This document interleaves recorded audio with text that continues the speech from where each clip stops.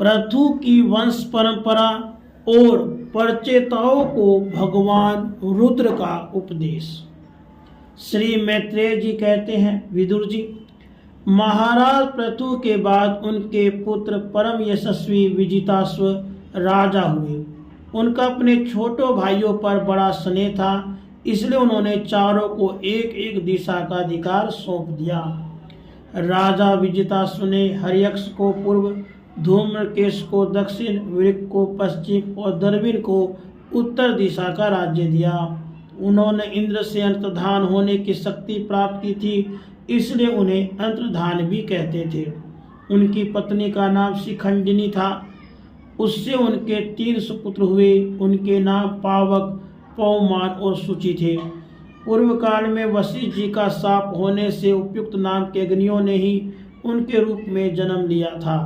आगे चलकर योग मार्ग से वे फिर अग्नि रूप हो गए।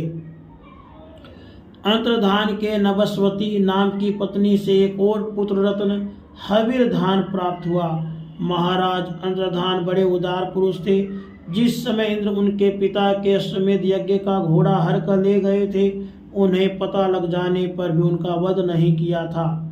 राजा अंतर्धान ने कर लेना, दंड देना, जुर्माना वसूल करना आदि कर्तव्यों को बड़े कठोर एवं दूसरों के लिए कष्टदायक समझकर एक दीर्घकालीन यज्ञ में दीक्षित होने के बहाने अपना राजकाज छोड़ दिया।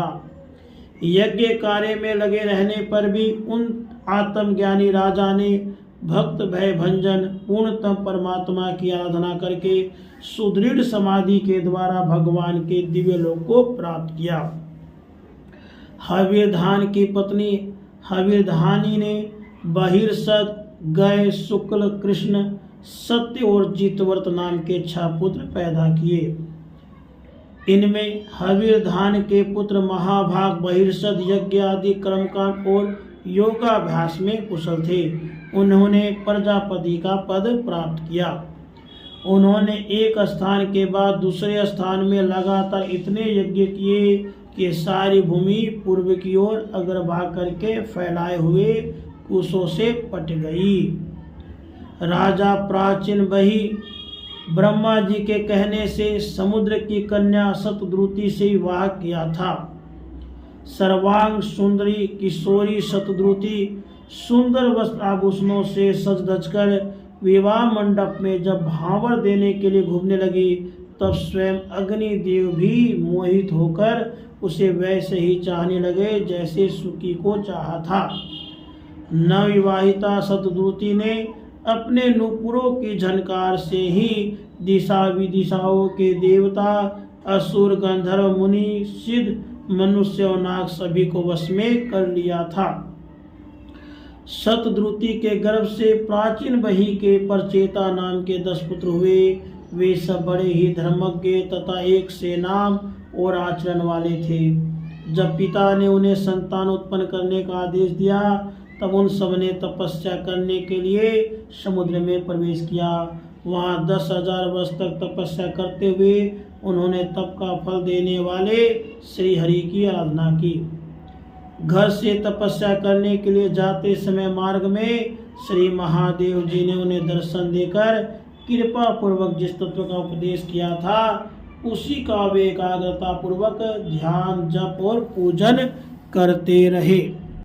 भगवान रुद्र स्तुति करने लगे, हे भगवान, आपका उत्कर्ष उच्च कोटि के आत्मज्ञानियों के कल्याण के लिए, निज आनंद लाभ के लिए है। उससे मेरा भी कल्याण हो। आप सर्वदा अपने निरतिशय परमानंद स्वरूप में ही स्थित रहते हैं। ऐसे सर्वात्मक आत्म स्वरूप आपको नमस्कार है। आप पद्मनाभ हैं, भूत सूक्ष्म और इंद्रियों के नियंता, शांत, एकरस और स्वयं प्रकाश वासुदेव भी आप ही हैं। आपको नमस्कार है।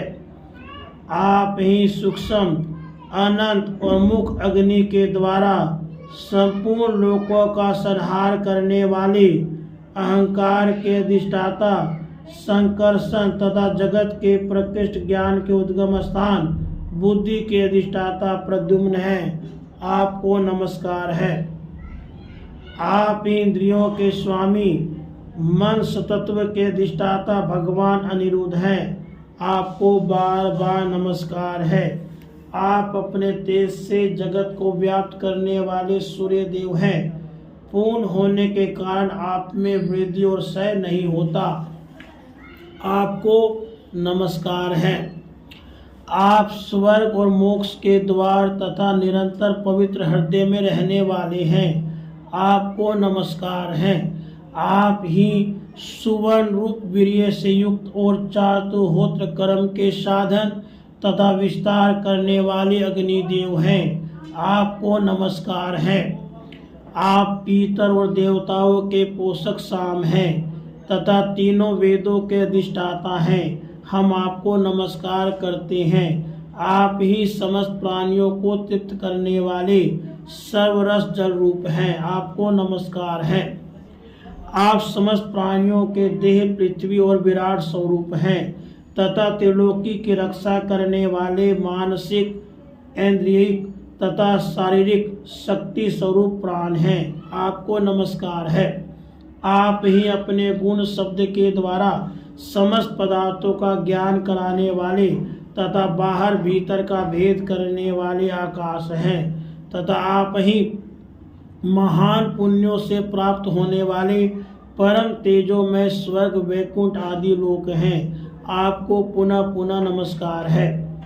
आप पितृलोक की प्राप्ति कराने वाले प्रवृत्ति कर्म रूप और देवलोक की प्राप्ति के साधन निवृत्ति रूप कर्म रूप हैं। आप ही अधर्म के फलस्वरूप दुखदायक मृत्यु हैं।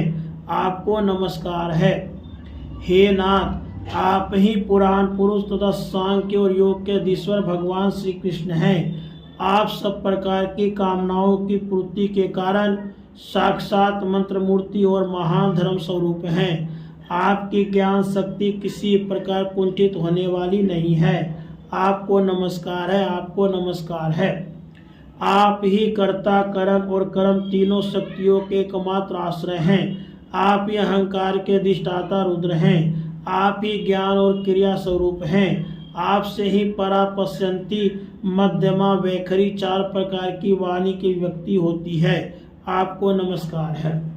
हे प्रभु, हमें आपके दर्शनों की अभिलाषा है। अतः आपके भक्तजन जिसका पूजन करते हैं और जो आपके निज जनों को अत्यंत प्रिय है, अपने उस अनूप रूप की आप हमें झांकी कराइए। आपका वह रूप अपने गुणों से समस्त इंद्रियों का तृप्त करने वाला है।